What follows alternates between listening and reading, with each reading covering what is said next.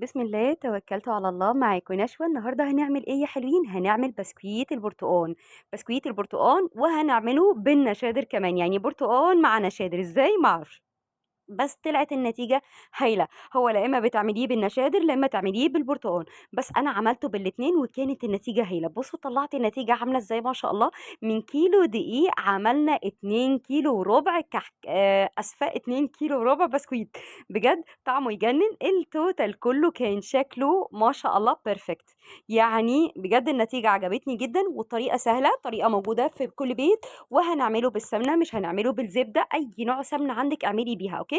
أنا استخدمت السمنة البلدي، فأنتِ عندِك أي نوع سمنة استخدمي بيها ما فيش أي مشكلة. بُصّي ما شاء الله بقى، بُصّوا عامل إزاي، دايب، دايب يجنن، مقرمش جدًا، جدًا وطعمه يجنن.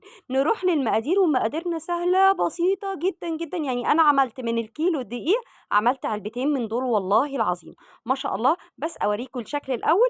عايزين تخزنوا البسكويت خزنوه في لانش بوكس، لازم تحطوا كيس بلاستيك وبعد كده ترصوا الطبقة فوق التانية وتغطوها كويس جدًا، هيفضل معاكم، يعني ممكن يفضل معاكم سنة، تمام. أوكي، هابدأ إن أنا أغطّي بقى، يعني أقفّله كويس وبعد كده أغطّيه. دي كانت علبة بتتباع من عند مستلزمات الأدوات المنزلية، تحفة روعة. هي أكريليك، تمام. نحُط بقى الكلام ده كلّه على جنب ونبدأ في الوصفة. وصفتنا هنجيب نُص كوباية مَيّة دافية، يعني أنا هاحُط فيه إيدي كده فيها فترة، أوكي. وبعد كده هابدأ عليها بمعلقة نشادر كبيرة هاقلّب كويس جدًا لغاية ما تفور وبعد كده أركنها على جنب. نروح للمقادير بتاعتنا. معايا العجان بتاعي هاعجن على إيدي زي زمان. معايا كوباية ونُص سمنة من التلاجة، أوكي، عليهم 2 كوباية سكر بودرة. هابدأ بقى إيه، إن أنا أعجن. أنا عندي الحمد لله عجانة وعندي مضرب، بس أنا وريتكم هارجّعكم لأيام زمان. هو ده البسكويت اللي إحنا كنا بنعمله زمان، ما كانش في بقى أيام زمان بقى ولا مضرب ولا عجان ولا الكلام ده كله. هابدأ إن أنا أعجن، أعجن، أعجن بإيدي لغاية ما أوصل للقوام الكريمي ده، تمام. بُصّوا بقى القوام اللي إحنا عايزينه هو ده القوام التمام اللي إحنا عايزينه، ما شاء الله تحفة. هنيجي بقى هناخد إيه بعد ما نخلّص السكر والسمنة. هنيجي عندي 4 بيضات بدرجة حرارة المطبخ. أهم حاجة كل المكونات نجاح البسكويت عندِك تكون كل المكونات بدرجة حرارة المطبخ. هانزل ببيضة ورا التانية، يعني أول ما البيضة تختفي هانزل بالتانية، أول ما التانية تختفي هانزل كده بالتوالي، تمام. هابدأ إن أنا أضرب كويس لغاية ما يبقى القوام معايا كده. وعندي باكيت فانيليا بالبرتقال تحفة، ده أول مكون هاحطه بالبرتقال. عندي 2 باكيت فانيليا تانيين، يعني التوتال كله معلقة كبيرة فانيليا. هابدأ إن أنا أقلب كويس جدًا عشان المكونات كلها تمتزج مع بعض، وبعد كده هاسيبها على جنب. عندي بقى الدقيق، عندي كيلو دقيق. الدقيق ده متعدد الاستخدامات، مش هنحط بيكنج باودر خالص. لو حطيتِ البيكنج باودر هيفرش معاكِ، حذاري إن أنتِ تحطي بيكنج باودر. بيقولوا في الوصفات التانية أو في وصفات تانية يقول لِك لازم تحطي بيكنج باودر، ممنوع بالله عليكِ ما تحطي بيكنج باودر. الدقيق ده استخدمته تحفة، سُنبلة الفرات ممتاز، حلو أوي. وفي عايزة تستخدمي أي دقيق ما فيش أي مشكلة. نخلت الكيلو دقيق وبعد كده نزلت بمعلقتين كبار جدًا لبن بودرة، بيدّيكِ تيست عالي أوي في البسكويت. وبعد كده آخر حاجة ذرة ملح، ونقلب كل المكونات دي مع بعض وبس على كده. نسيت إن أنا أنزل بقى بالمكون اللي هو الرئيسي، روح البرتقان. يعني إحنا نزلنا بباكيت الفانيليا فيه برتقان، وبعد كده نزلنا بروح البرتقان. دي علبة صغيرة كده بتتباع من عند العطار ب5 جنيه، تمام. هابدأ بقى إن أنا أنزل بالدقيق واحدة، واحدة، لغاية ما نشوف القوام اللي إحنا عايزينه. بس أنا هاكتفي، أنا عارفة إن المقادير بتاعتي هتاخد كيلو دقيق كامل، فأنا بس باوريكم المرحلة اللي أنتم هتشتغلوا بيها، إن أنتم تنزلوا بالدقيق واحدة، واحدة، لغاية ما أوريكم القوام اللي إحنا عايزينه. إحنا مش بنعجن، أوكي. البسكويت أو أي نوع بسكويت بتعمليه ممنوع العجن، يعني إحنا بنلِم بس، مجرد إن إحنا بنلِم. وبعد كده نزلت بكوباية اللي هي المَيّة. ليه؟ طيب دوّبتيها في مَيّة ما دوّبتيهاش في لبن؟ هاقول لكم ليه. لو دوّبتها في لبن ممكن يعني يبوظ معانا، مش هيقعد معانا مدة. إنما لو دوّبتِ النشا في المَيّة والله العظيم أتحداكِ هيقعد معاكِ سَنة. البسكويت هيقعد معاكِ سَنة، تمام. خلاص، نزلنا بكمية الدقيق كلها وبدأت إن أنا ألِم واحدة، واحدة. أنا مش باعجن، بُصّوا أنا باعمل إزاي، مش باعجن وهو ده القوام اللي أنا عايزاه. مش بيلزق، أنا إيدي التانية ملزقة عشان إيدي التانية كان فيها عجين already، بس التانية مش بتلزق. هو مش بيلزق، هو سايب معايا عشان الكيس الحلواني اللي إحنا هنجيبه. وبس على كده خلّصنا لَم في البسكويت بتاعنا. وبعد كده هاجيب هاجيب القمع بتاعنا، هو ده القمع اللي أنا هاستخدمه، في قمع صغير أنا مش متذكرة الدرجة بتاعته كام، بس هو ده الشكل ده بالضبط، وعندي الكيس اللي هو البلاستيك يكون كيس جامد. أنا ما حبيتش إن أنا أستخدم القماش ليه؟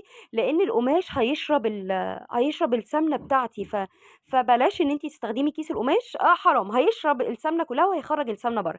هابدأ بقى خلاص نزّلت البسكويت بتاعي في الكيس الحلواني، بدأت إن أنا أخرّج بس منه الهوا، وعندي الصينية من غير ما أدهنها أي حاجة، بس لو عايزة تدهنيها تمام، ما فيش أي مشكلة. بدأت إن أنا أفرد ال بالقمع بتاعي، هابدأ إن أنا يعني أشكِّل البسكويت بتاعي يعني بشكل معيّن، بس يُستحسن إن أنتِ تسيبي مسافة بين كل واحدة والتانية، بس أنا إن شاء الله بإذن الله باقول لِك هو مش هيفرش معاكِ، حاجة بسيطة أوي، إنما لو هتحطّي baking powder هيفرش معاكِ جدًا وهيبوظ، تمام؟ بالذات البسكويت ما تحطّيش فيه baking powder. يمكن الله أعلم الطرق التانية حطّوا baking powder، بس أنا يعني لأ، يعني أنا ما بانصحش إن إحنا نحط baking powder.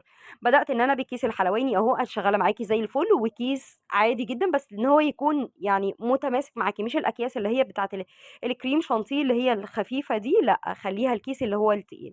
هابدأ إن أنا أشكِّل كل البسكويت بتاعي، واللي مش عنده كيس حلواني هاورّيكِ الطريقة دي جهنمية، هي صعبة شوية بس سهلة جدًا.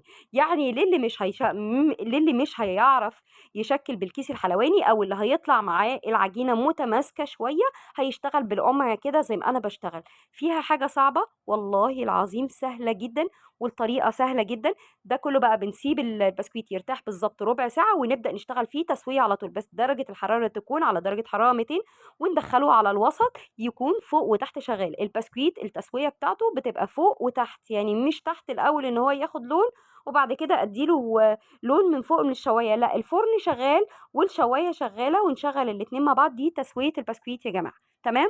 بُصّوا ما شاء الله عامل إزاي، يعني يجنن، تحفة، شكلها حلو أوي، مش صعبة خالص، باعملها بإيدي مش صعبة خالص، بس هي كانت بتتزحلق مني الصينية كده وكانت مغلباني شوية، بس حلو أوي. للي مش هيعرف يشتغل في كيس الحلواني، باوريكِ برضه صينية تانية أهو، يعني اتفرّجوا عليها، وبعد كده هاسيبكم بس تتفرّجوا عليها وأكمّل معاكم الحوار.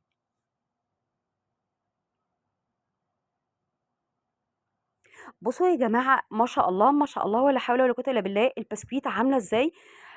لقيتِ بقى البسكويتة، بس هي ما جاتش معايا في التصوير، بس أنا كنت باعملها كده، جيبي المعلقة بضهر المعلقة ساوي بيها البسكويتة عشان تطلع الtotal اللي أنا هاوريه لِك في الآخر تطلع بنفس الشكل ده كإنِّك أنتِ شغالة بمكنة بالضبط، تمام؟ يعني إحنا خلاص بنخلّص البسكويت بالمنظر ده، وبعد كده نجيب حرف المعلقة بضهر المعلقة نبدأ نساويها خالص، ما بتبقاش في أي تشقُّقات من الجنب أو أي فراغات من الجنب، بتبقى متساوية جدًا.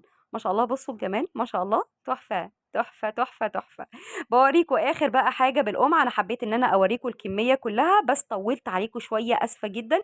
باوريكم اللي أنا استخدمتها بالكيس الحلواني واللي أنا استخدمتها بإيدي، هم صعبين شوية، بس عشان تطلّعي نتيجة هايلة، استحملي شوية، هي بتبقى في التشكيلة صعبة شوية، بس عشان تطلّعي total كويس جدًا، ما تعمليش نفس الغلطة اللي أنا عملتها، إن أنا مش سايبة مسافة كده بين كل بسكويتة. أهم حاجة، أهم حاجة ما تغلطيش الغلطة بتاعتي، لازم تسيبي مسافة محترمة بين كل بسكويتة والتانية، تمام. هابدأ إن أنا أدخّل بقى الفرن، أنا مش عارفة هو بيتعاد ليه والله يا جماعة، مش عارفة هو اتعاد ليه، بس آسفة والله، بس أنا باوريكم، مش عارفة برضه في حاجة غريبة في الmontage بتاع الفيديو، حقكم عليَّ، بس إن شاء الله هنيجي عند التسوية وهاوريكم التسوية في الآخر عاملة إزاي.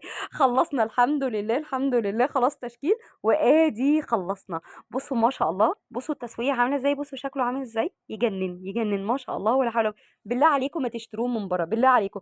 كيلو البسكويت برّه في المخابز والله ب350 جنيه، التكلفة كلّه total على بعضه، يعني ما كلّفنيش أي حاجة. عايزة تستخدمي سمنة نباتية أوكي، عايزة تستخدمي زيت أوكي، ما فيش أي مشكلة. بدأت إن أنا أجيب العلبة بتاعتي أرصه، وبعد كده بين كل طبقة والتانية كيس بلاستيك، وبس على كده. إيه رأيكم في الطريقة؟ شكلها حلو، طعمها يجنن بقى، غير الشكل طعمه يجنن، وعملناه بالسمنة مش بالزبدة. يا رب، يا رب إن شاء الله بإذن الله اللي يجرّب الطريقة ينجح فيها وتكون كويسة، بس والله المقادير مضبوطة جدًا، جدًا، جدًا. يالّا انتظروني في فيديو جديد إن شاء الله، كل سنة وأنتم طيبين وعيد سعيد عليكم إن شاء الله، والمرّة الجاية نعمل الPT4 بطريقة سهلة جدًا، جدًا، مبسّطة برضه. أهم حاجة تعملوا مشاركة كتير للفيديو. آخر حاجة هاقولها لكم، كل سنة وأنتم طيبين، باي، باي.